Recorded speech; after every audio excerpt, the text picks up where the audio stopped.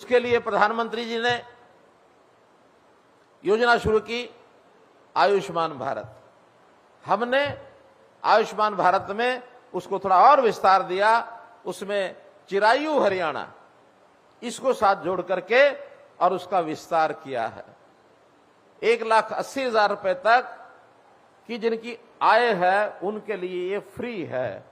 बाद में विचार आया कि इससे ऊपर की जो आय के लोग हैं उनको भी थोड़ा प्रीमियम लेके किया जाए। अभी इस महीने की 1 तारीख को हमने नया कार्यक्रम शुरू किया कि 1,80,000 से लेकर 3 लाख रुपए तक की आय अर्थात महीने का 25,000 रुपए की जिसकी आय है उनके लिए भी प्रीमियम के रूप में सिर्फ 1,500 रुपया साल, 125 रुपया महीना इतना लेकर के उनको 5 लाख रुपए का स्वास्थ्य बीमा कराया जाए। वो योजना हमने चालू की है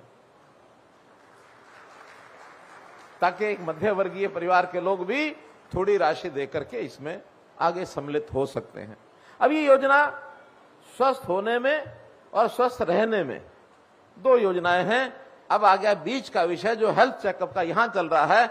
इसके लिए भी हरियाणा सरकार ने योजना बनाई है। उस योजना का नाम है निरोगी हरियाणा। और ये निरोगी हरियाणा हर एक व्यक्ति का चेकअप, आबादी हमारी 2,80,00,000 है। बहुत लोग तो हैं जो हेल्थ कॉन्शियस हैं, साधन संपन्न हैं, वो अपने टेस्ट कराते रहते हैं, लेकिन थोड़ी मात्रा है। ज्यादा लोग ऐसे हैं जो इस प्रकार का चेकअप करा नहीं पाते। तो एक सिरे से सब लोगों के हेल्थ चेकअप 2 साल में एक बार हो जाए, इस प्रक्रिया को हमने प्रारंभ किया है। सरकार का इंफ्रास्ट्रक्चर अपने आप में इतना नहीं है कि सबका चेकअप जल्दी हो सके। इसमें हमने प्राइवेट कंसर्न जो है उनको भी साथ जोड़ रहे हैं ताकि सब लोग साल में या 2 साल में एक बार हेल्थ चेकअप कराएं, ताकि कोई प्रारंभिक बीमारी, छोटे बच्चे होते हैं स्कूल गोइंग, कॉलेज गोइंग, कई बार उनके शरीर के अंदर कोई ऐसा बीमारी पनप रही होती है, बहुत प्रारंभिक स्टेजेस पर होती है, जानकारी नहीं मिलती है। चेकअप के बाद जानकारी मिलती है और जानकारी मिल जाए तो उसका तुरंत इलाज, जैसे कहते हैं निप the evil in the bird.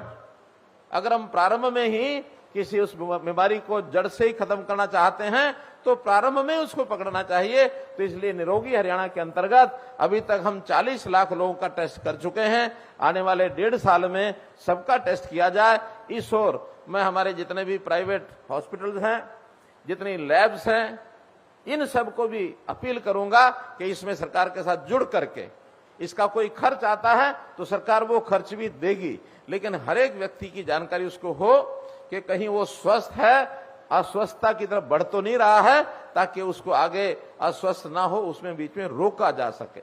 तो इस नाते से ये पूरा साइकिल, इस साइकिल में स्वस्थ रहने के लिए योगा के साथ साथ आयुर्वेद का भी बहुत बड़ा उपयोग है, क्योंकि वो साइड की जो डिजीज जो होती है, साइड इफेक्ट उसके कम होंगे। खान पान के नाते हम अगर प्रारंभ में ही आयुर्वेद की चीजों का उपयोग करेंगे तो निश्चित रूप से बीमारी टलेगी, आएगी नहीं। हमारी प्राचीन विद्या है इस देश की, इसमें कोई नई बात नहीं है। तो इस नाते से हमने वेलनेस सेंटर्स गांव-गांव में, शहर के वार्ड में छोटे-छोटे वेलनेस सेंटर्स, कम से कम वहां कोई योगा का व्यक्ति बैठा हो, कोई डाइटिशियन बैठा हो, क्या खाना क्या नहीं खाना, गलत आदत लग गई है उसको कैसे ठीक करना, ये भी उसके अंदर एक चालू करने की हमारी योजना है। जैसा बताया गया, आज मैडम ने साइक्लोथॉन की बात की।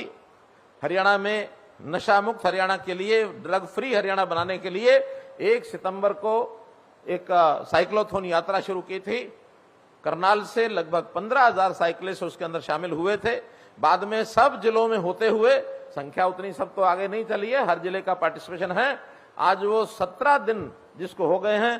प्रातःकाल आज सिरसा में एक कार्यक्रम में मैं स्वयं उपस्थित था। उतनी ही बड़ी संख्या 10 से 15,000 लोग वहां भी थे। सिरसा, फतेहाबाद, ये 2 जिले हमारे सुभाष बराला जी चौंके फतेहाबाद से रहने वाले हैं। उन दोनों जिलों में हमारा युवा ये भटक चुका है।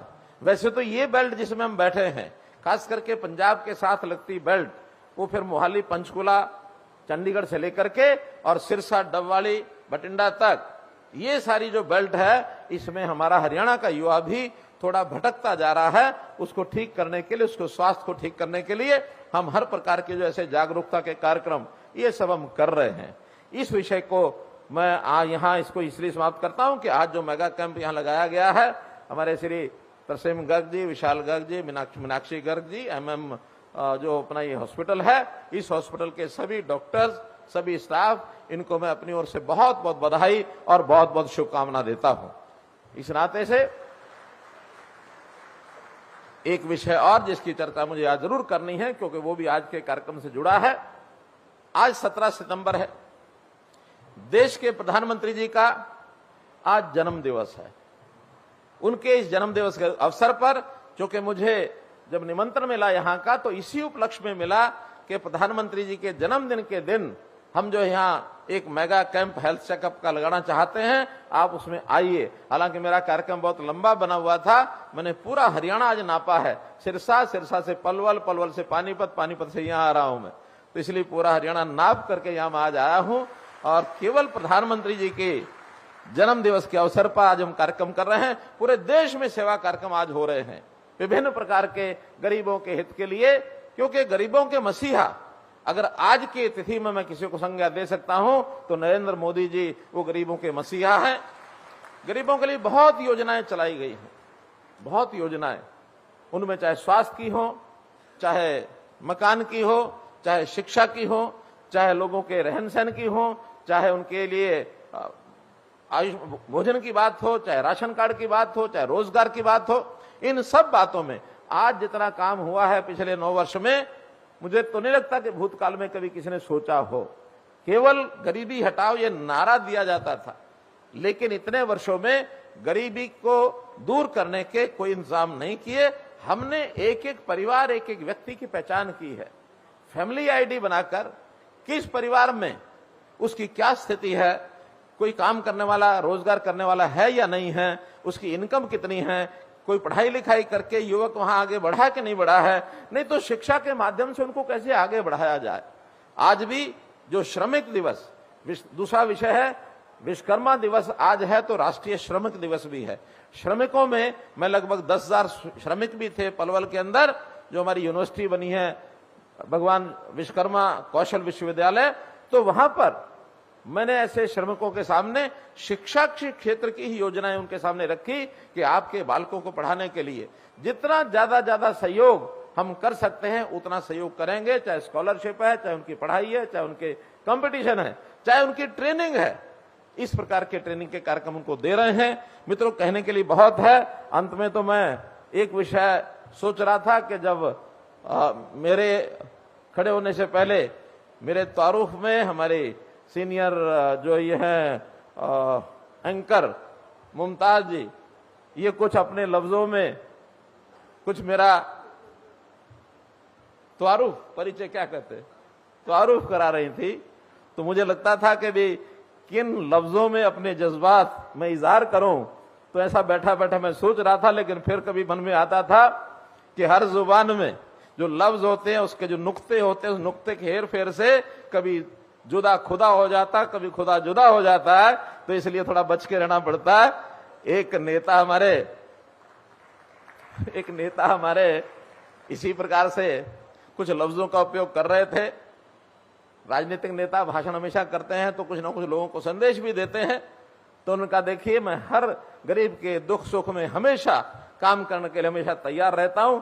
आप कभी भी किसी भी समय मेरे पास आइए, हमेशा आपका खाविंद तैयार रहेगा। अब वो जैसे ही शब्द बोला, सामने कुछ महिलाएं बैठी थी, महिलाओं को संकोच हुआ, एक दूसरे की तरफ देखने लगी, ये क्या बोल गए, क्या बोल गए। तो उनको किसी ने कान में आके कहा, आप गलत बोल गए। क्या गलत बोल गए? मैंने तो कहा मैं आपकी सेवा के लिए तैयार हूं। कहने नहीं, सेवा होता है खादिम, और आपने बोला खाविंद, खाविंद होता पति। तो इसलिए ये नुक्ते के हेर फेर, क्योंकि मुमताज तो बोल सकती हैं क्योंकि उनकी मास्टरी है इस जुबान पर, हमारे जैसों की नहीं है, लेकिन बहुत बढ़िया इन्होंने तारुफ कराया। मैं मुमताज का भी बहुत, इस अदा से इनका भी बहुत शुक्रिया अदा करता हूं। धन्यवाद।